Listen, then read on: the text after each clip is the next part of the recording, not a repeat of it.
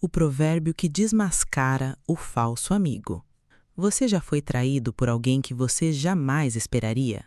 Já abriu o seu coração para uma pessoa, compartilhou seus segredos, os seus medos, os seus sonhos, as suas vulnerabilidades e descobriu depois que essa pessoa usou tudo isso contra você? Já sentiu aquela dor específica que só quem foi traído por um amigo conhece? Uma dor diferente de qualquer outra, porque não vem de um inimigo declarado, vem de alguém que sorria para o seu rosto enquanto preparava a facada para suas costas. Se você já viveu isso, então hoje Deus tem uma palavra de cura, de discernimento e de libertação para você. E se você ainda não viveu isso, então o que eu tenho a te dizer hoje pode te poupar de uma das dores mais profundas que um ser humano pode experimentar. Provérbios 27, verso 6, diz uma coisa que parece contraditória na primeira leitura, mas que quando você entende, muda completamente a forma como você avalia as pessoas ao seu redor. Diz assim: fiéis são as feridas do amigo, mas os beijos do inimigo são enganosos. Fiéis são as feridas do amigo, os beijos do inimigo são enganosos. Em outras palavras, quem te machuca com a verdade te ama mais do que quem te abraça com a mentira. Quem tem coragem de te corrigir, de te confrontar, de te dizer o que você não quer ouvir, esse é o amigo verdadeiro. Quem só te elogia, só concorda, só te diz o que te mantém satisfeito e dependente, esse pode ser exatamente o falso amigo que está te destruindo com gentileza. Mas como você identifica um falso amigo? Como você desmascara alguém que tem a aparência de amizade, mas a essência de traição? Provérbios é cirúrgico nessa questão e entrega sinais que, quando você aprende a reconhecer, nunca mais passa despercebido. Deixa eu te contar uma lição de vida que vai ilustrar esse ensinamento com uma clareza que vai tocar fundo na sua alma. Havia uma mulher chamada Renata, alegre, generosa, do tipo que acolhe todo mundo com facilidade.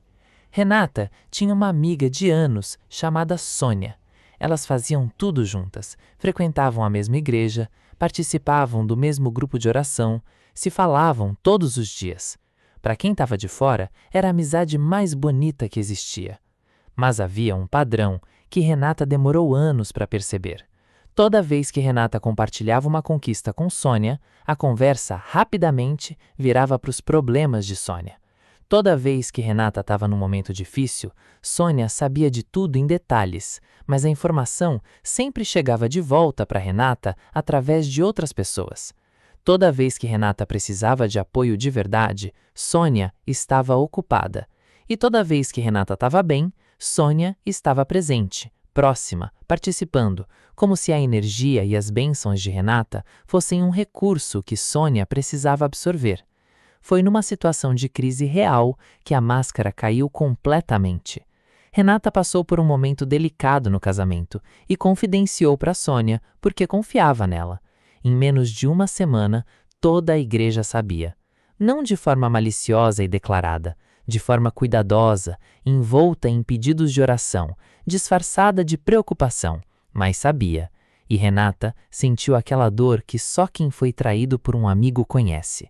Não a dor da briga, a dor do desmascaramento, a dor de descobrir que o que parecia amizade era na verdade uma relação de consumo, onde ela era o recurso e Sônia era quem consumia. Provérbios 16, verso 28 diz que o homem perverso semeia discórdia e o mexiqueiro separa os melhores amigos. O falso amigo tem uma característica marcante: ele circula com informação, ele sabe de tudo de todo mundo, sempre tem um segredo para contar, sempre tem uma novidade sobre alguém, sempre tem uma versão da história que ninguém mais tem. E isso parece fazer dele uma pessoa conectada, uma pessoa próxima, uma pessoa de confiança, mas na verdade revela exatamente o oposto. Se ele conta os segredos de todos para você, ele conta os seus segredos para todos. Provérbios 20, verso 19 é direto. O que anda como mexiqueiro revela os segredos, portanto não te associes com o que fala demais. A Bíblia não está sendo cruel com as pessoas tagarelas, ela está te protegendo de um tipo específico de relacionamento onde a sua vulnerabilidade se torna moeda de troca nas mãos de alguém que não tem o seu melhor interesse no coração. E Provérbios 19, verso 4, revela outro sinal do falso amigo com uma honestidade que pode incomodar. A riqueza atrai muitos amigos, mas o pobre é abandonado até pelo seu vizinho.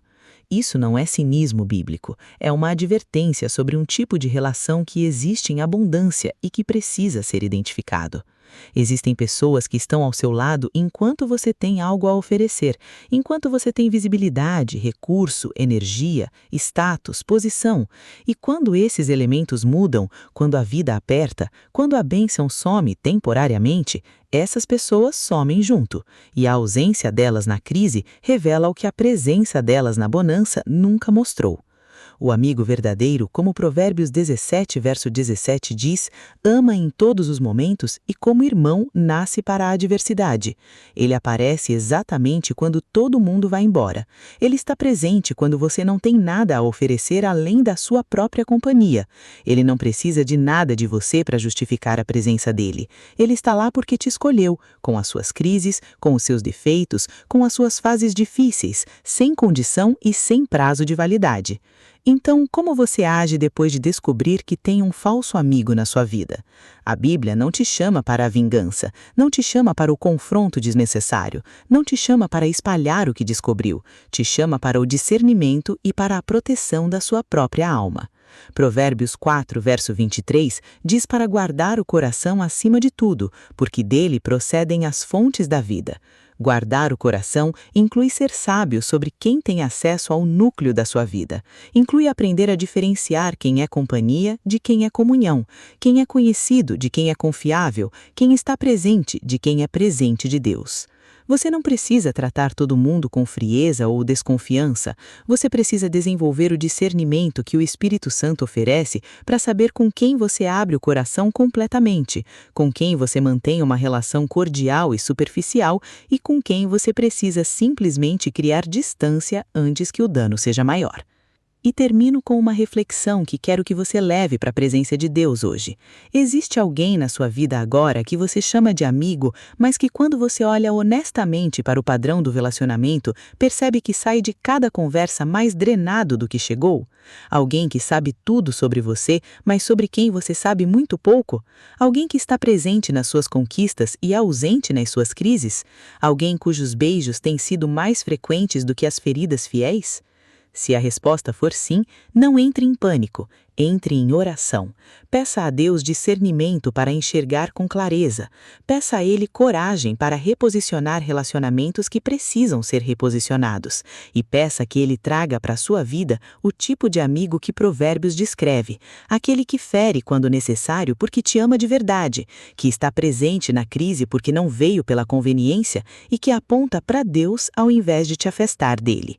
Porque no final das contas, o maior amigo que você pode ter é aquele que não apenas conhece todos os seus segredos, mas morreu para que eles fossem perdoados. E qualquer amizade humana verdadeira vai sempre refletir um pouco do amor desse amigo, que ama em todos os momentos e que nunca, em nenhuma circunstância, vai te trair. Amém.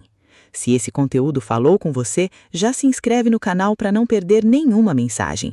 Deixa o seu like para fortalecer o trabalho, ativa o sininho para receber as notificações dos próximos vídeos e compartilha com alguém que precisa ouvir isso hoje. E não esquece, deixa aqui embaixo o seu comentário. Eu quero muito saber a sua opinião.